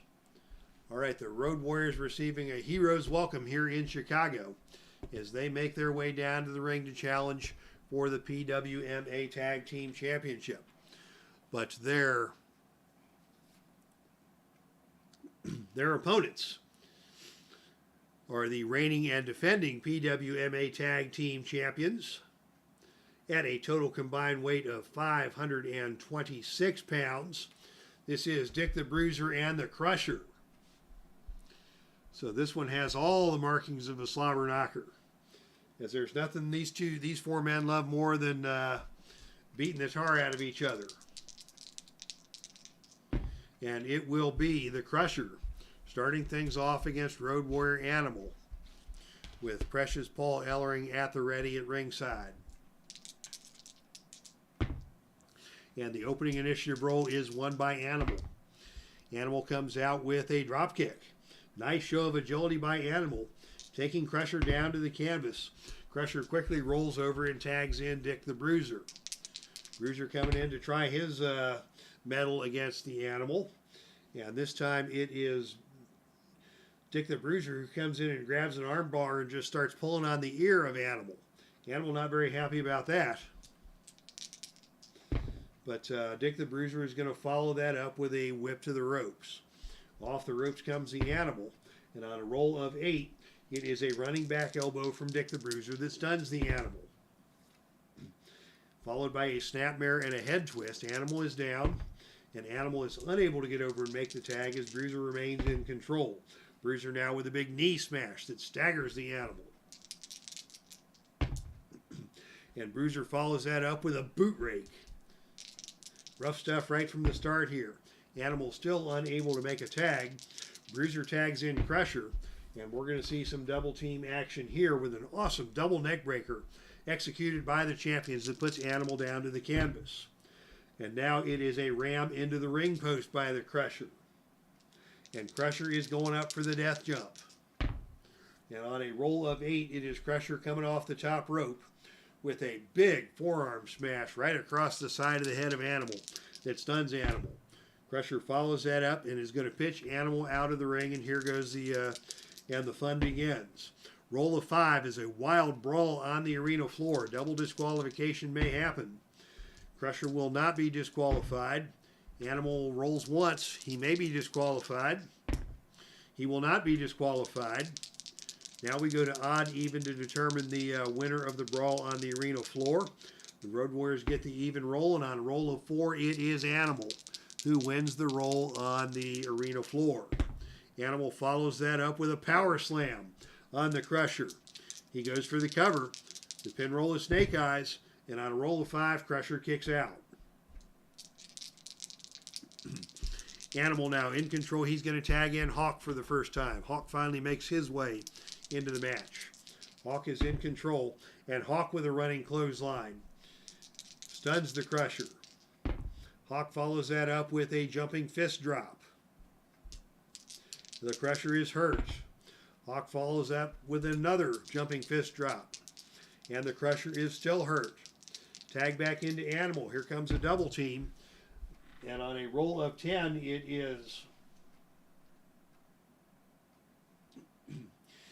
is Crusher who ducks the running elbow smash, and there's a collision between Hawk and Animal, and that gives Crusher the opportunity to take control, and Crusher immediately grabs Animal in a bear hug. Bear hug applied by the Crusher. Tag into Dick the Bruiser. Dick the Bruiser coming in with another boot rake for Animal. Animal still not liking that. He didn't like that one any better than he did the first boot rake. And now another boot rake just for the fun of it. Dick the Bruiser having a little fun here. And another boot rake, and Animal is enraged. And he tags in Hawk. And Paul Ellering is shouting at the referee, no more boot rakes. As Hawk comes into the ring, and Hawk with a neck crank on Dick the Bruiser. Hawk follows that up with a boot to the face. Dick the Bruiser just laughs at him, and Dick the Bruiser comes back with a whip to the turnbuckle. Off the turnbuckle comes Dick the Bruiser. And on a roll of 11, it is an incredible neck-breaking clothesline delivered by Dick the Bruiser, and Hawk goes down. Down goes Hawk. Bruiser now goes to the top rope knee drop. He hit it. That's a +2 finisher. The pin roll is 4. And on a roll of 6, Hawk is able to kick out. Dick the Bruiser in control after that big running clothesline.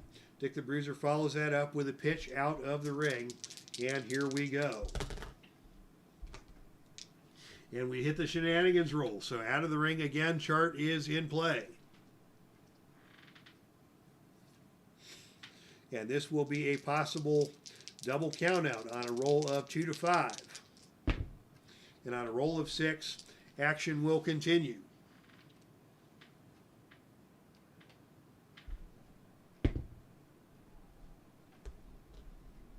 And now we are going to the Ringside Mayhem chart. And we are going to see the tables come into play.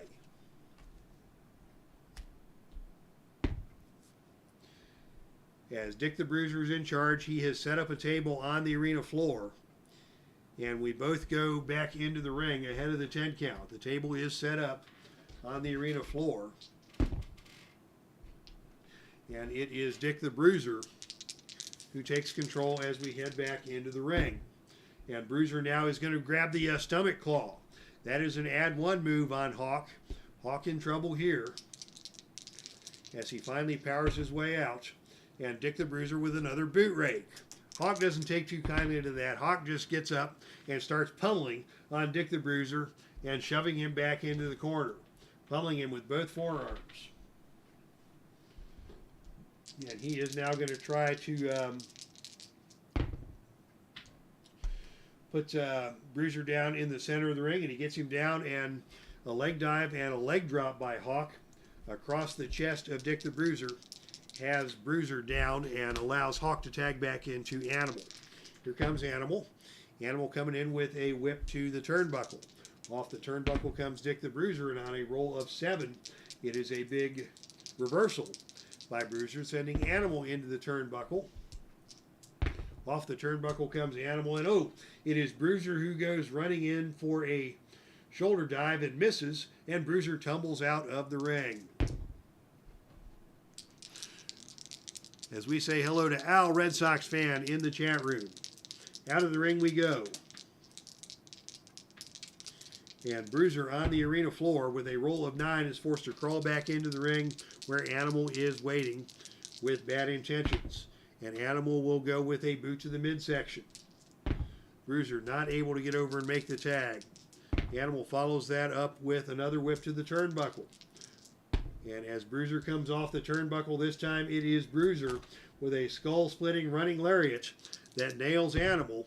And Animal goes down hard, and Animal is hurt. Dick the Bruiser follows that up with another boot rake as the mind games continue. And Dick the Bruiser now with a big body slam onto Animal. Animal slow to get to his feet as Bruiser is on him with another forearm smash. And now it is a tag to Crusher. And we'll see a double team from the champions. And on a roll of 8, it is a deadly elbow smash delivered by the Crusher. The Crusher maintains control over Road Warrior Animal. And the Crusher with a big knee drop onto Animal. And finally, Animal able to get over and make a tag to Road Warrior Hawk.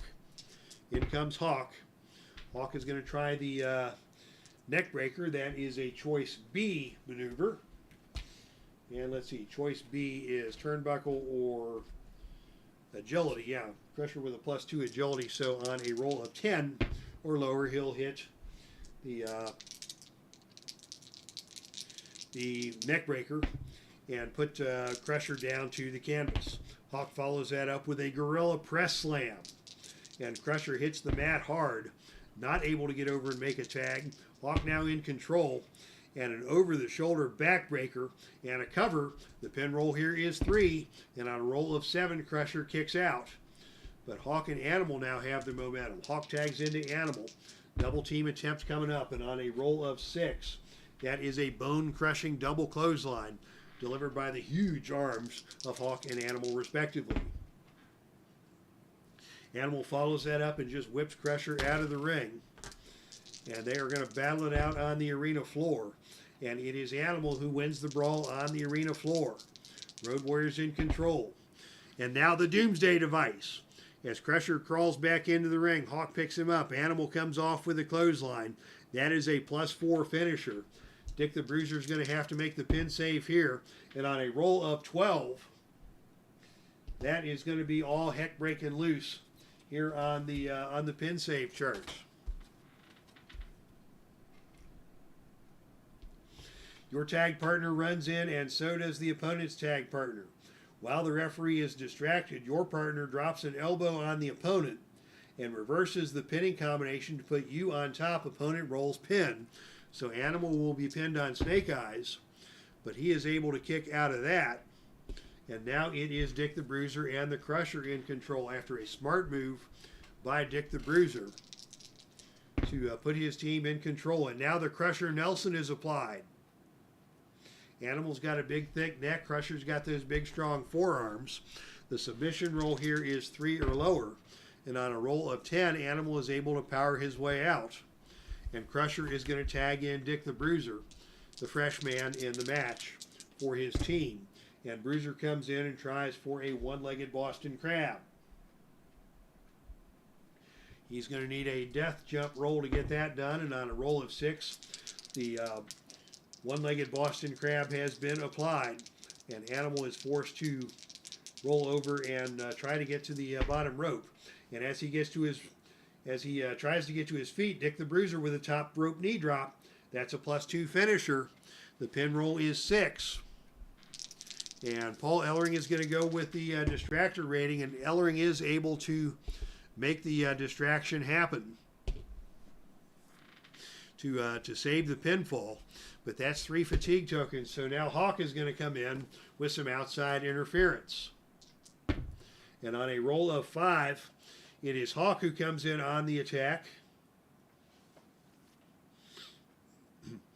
There may be a disqualification here on a roll of 5 or lower. There will not be. And now it is Crusher. It is Bruiser who's forced to roll the pin. And he's pinned. Oh, just like that.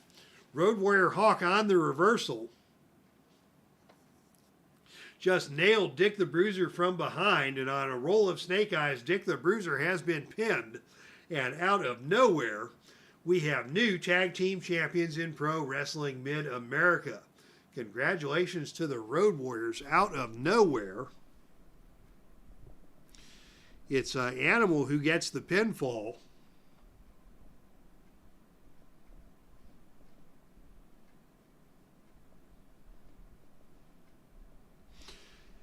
After Hawk reverses the, after Dick the Bruiser was going for the pin, Hawk came in and nailed him across the back of the head, rolled Animal over on top, and Animal gets the 3 count. How about that, sports fans? An incredible turn of events here in Chicago as the hometown favorites, Hawk and Animal, have won the Pro Wrestling Mid-America Tag Team Championship with a stunning victory over Dick the Bruiser and the Crusher. Oh my goodness, goodness gracious, what a turn of events. Oh, the humanity, says Jeff Stafford. But the city of Chicago is celebrating as their favorite sons, the Road Warriors, have won the Pro Wrestling Mid-America Tag Team Championships. Knocked him out cold. All right, ladies and gentlemen, the time has come for the main event of the evening. The following contest is scheduled for one fall with a 60-minute time limit. And is for the NWA World Heavyweight Championship. And the storyline here is long and complicated, as 2 former best friends are squaring off with the World Championship on the line. Introducing first the challenger. 6'2", 275 pounds from Norman, Oklahoma. He is a former NWA World Heavyweight Champion. This is Steve Dr. Death Williams.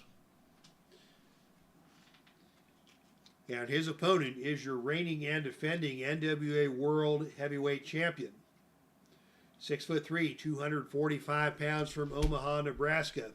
This is Ted DiBiase.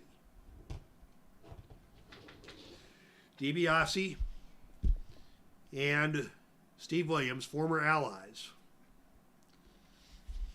Some tension arose when DiBiase got ahead of Williams in line for the NWA World Heavyweight Championship, won that championship, and eventually just kind of pushed Williams and Lex Luger to the side. Luger left town and Williams went off on his own.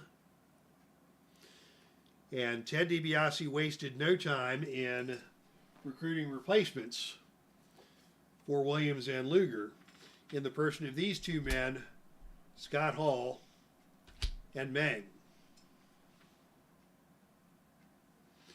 As yes indeed, Cleveland baseball fan 879 is here. Welcome, Tim, and thank you for coming by. This is the main event as DiBiase comes to the ring accompanied by Meng and by Scott Hall.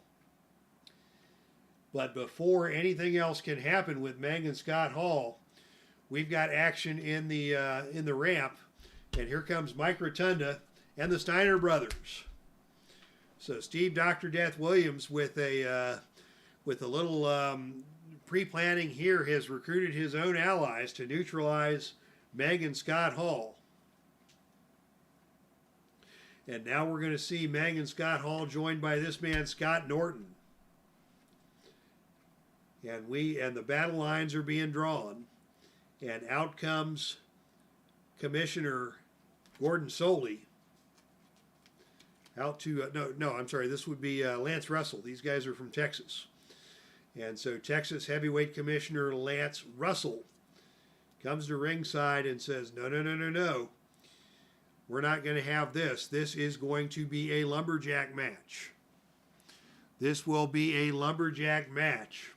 DiBiase has his guys on one side of the ring. Williams has his guys on the other side of the ring. And now we're going to get some additional lumberjacks called into action, as the Steiners and Rotunda will be accompanied by some popular figures in this man, the Macho Man Randy Savage, and he will be accompanied by Don and Rocky Kernodle. So lumberjacks are out there. On one side we've got Mike Rotunda and the Steiner brothers. On another side we have got Savage and the Kernoodles. And to top things off, coming out on the fourth side of the ring will be this man, Dirty Dick Murdoch, and the NWA World Tag Team Champions, the New Age Outlaws themselves, two of the most dangerous men and hated men in the game. So the battle lines are being drawn in this lumberjack match. So we'll have men on all four sides of the ring. We'll call side A Meng, Hall, and Norton. Side and across the ring from them on the opposite side will be Rotunda and the Steiners. And then up at the top we'll have Savage and the Kernoodles. And down at the bottom we'll have the Outlaws and Murdoch. All right, so lumberjack match rules in effect for this tag team, or for this World Heavyweight Championship contest. As the lumberjacks all take their places around the ring. The Fallen Angel out here with her men, the New Age Outlaws, looking resplendent in all of her beauty, as always. And you got to think that across the ring, Rick Steiner can't help but notice. All right, so now we are set to go. And the way the lumberjack match rules go is that whenever a wrestler is thrown out of the ring, we pick a side. And depending on whose side of the ring that is, the heel side or the enemy side, or the allies or the enemies, different things may happen. So we have the lumberjack rules in effect. Put those right over here next to the lumberjack charts. And finally, we're ready for tonight's main event. And it will be DiBiase with the opening advantage. And DiBiase with a knife-edge chop across the chest of Williams. And Williams didn't have any of that. He just immediately fires back with a headbutt. And DiBiase is stunned, but DiBiase comes right back and drops Williams with a spinning neck breaker, and Williams is down. So no love lost between these two men. as DiBiase comes with a gut wrench suplex. Quick cover, and no pin there, no snake eyes that time. But DiBiase quickly going to the cover after the gut wrench suplex, just trying to get any advantage he can get.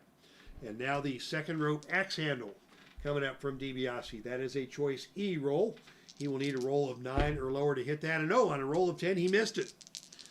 As Dr. Death saw that one coming, then retaliates with a punch to the gut as DiBiase came flying through the air. And now a big spine buster by Dr. Death, and down goes DiBiase. Both men getting their feet as they come together. It is DiBiase with a headlock takedown. But Williams scrambles to his feet and comes back with a clubbing forearm across the chest of DiBiase. DiBiase fires right back and catches Williams for a vertical suplex up, over, and down hard to the canvas. He goes for the cover once again, and Dr. Death kicks out with authority. How about that? And now it is going to be a backward elbow off the ropes attempted by DiBiase. This is a death jump roll, and on a roll of 5, Williams got out of the way of that one, and DiBiase crashes to the canvas hard. And now it is a belly-to-belly suplex, and DiBiase leaves the ring. DiBiase rolls out of the ring, and let's see which way he goes. On a roll of 4, on a roll of 7, he goes out to the side where, let's see, this will be 2, 4, 6, 8.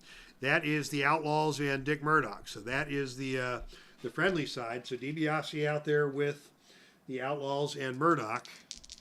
And on the Allies side, on a roll of 7, your Allies let you take some time for a breather. Then you crawl back into the ring. The opponent rolls on level 2 offense. So DiBiase got a little shoulder massage from Billy Gunn there. A little talking to from Dick Murdoch. A little smooch on the cheek from the Fallen Angel. And Steve Williams is ready to go back into action. It is Williams who picks him up for a spine buster. And Williams spine busters DiBiase down to the mat. And now Williams with a big lariat. And DiBiase is out of the ring once again. And this time he is out on the side with Meg and Scott Hall and Scott Norton.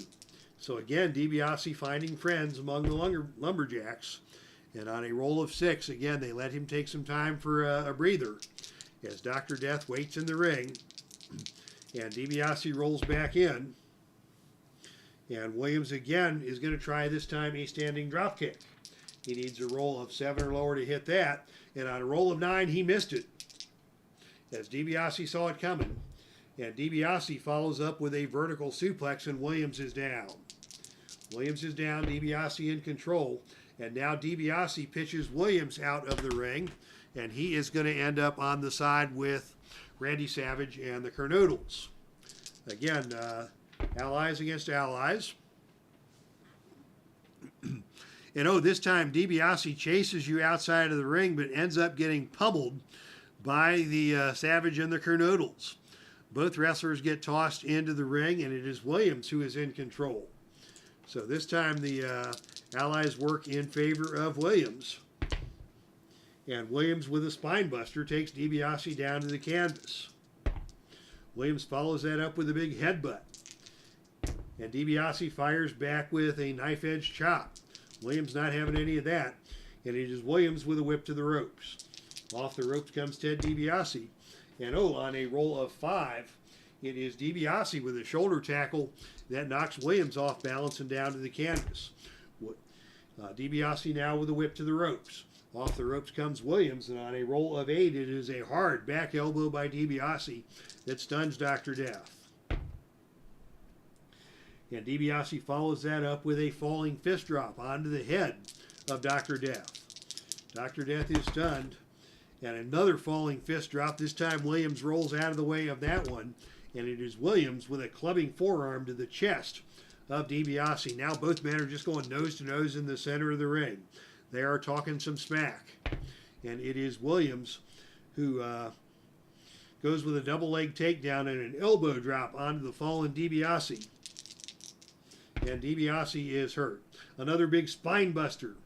by Williams. DiBiase gets to his feet. Tries that knife edge chop again. Williams having none of that. And Williams with another big spine buster.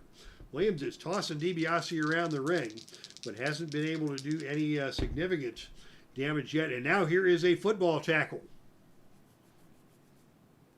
from Williams that takes DiBiase down to the canvas. DiBiase gets back up and he gets nailed with another football tackle. Williams goes for the cover. The pin roll is snake eyes, but on a roll of 10, DiBiase kicks out. And now it is Williams who is in control. And it is Williams with a big press slam. He goes for the cover again. The pin roll is 3, and on a roll of 9, DiBiase kicks out again. Williams now in control. Williams goes with the Oklahoma Stampede. That is a +2 finisher. So the pin roll now is 6.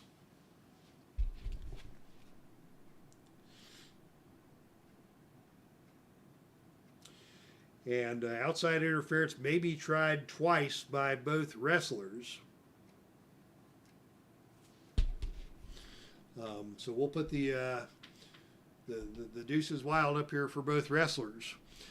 So DiBiase is down. His pin roll is a 6. So one of his allies from the Meng Scott Hall consortium is going to try for an outside interference.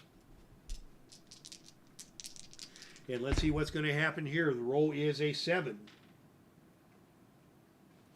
And that is going to be the even odd as the pinfall is broken up and the wrestlers on the outside are brawling.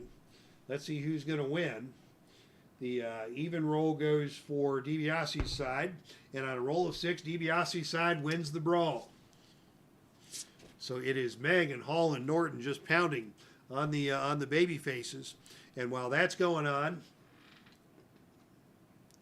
one of the New Age Outlaws, Road Dogg Jesse James, comes in and nails Williams on the back of the head with a purse belonging to the fallen angel. So as the fracas is broken up, DiBiase is in control, and he is going to go for that backward elbow off the ropes on a death jump roll.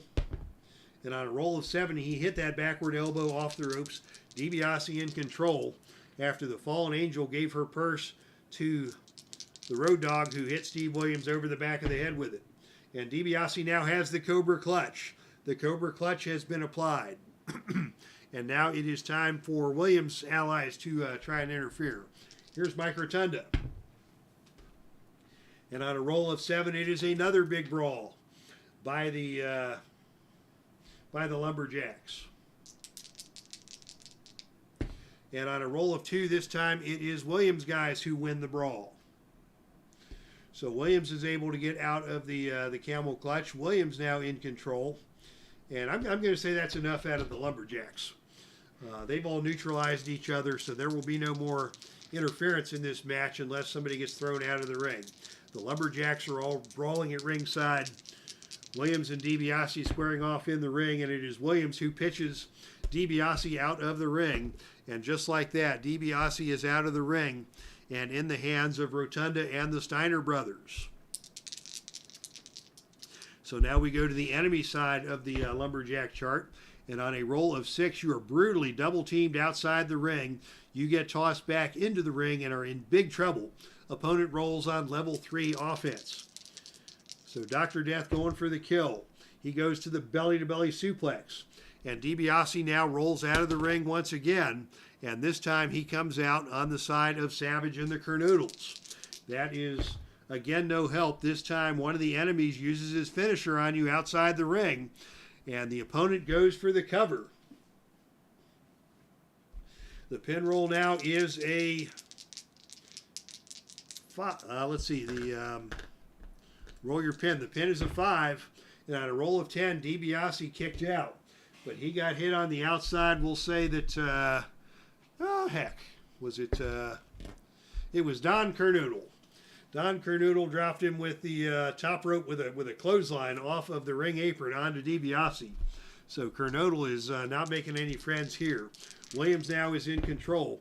And Williams again pitches DiBiase out of the ring. So more Lumberjack shenanigans, as this time he goes out to Rotunda and the Steiners. And on a roll of 3, it is another double team. Oh, this is a good one. You were double teamed by, DiBiase is double teamed by enemies outside the ring. The referee tries to come out and restore order. While the referee is distracted, one of your allies enters the ring and smashes your opponent with a chair. So Williams just got hit by a chair shot from Meng. And nobody wants to get hit by a chair shot from Meng. And that's going to be a pin on Williams on a roll of 5 or lower. And he got him. So Ted DiBiase has defended the title successfully on a chair shot by Meng to end this wild lumberjack match.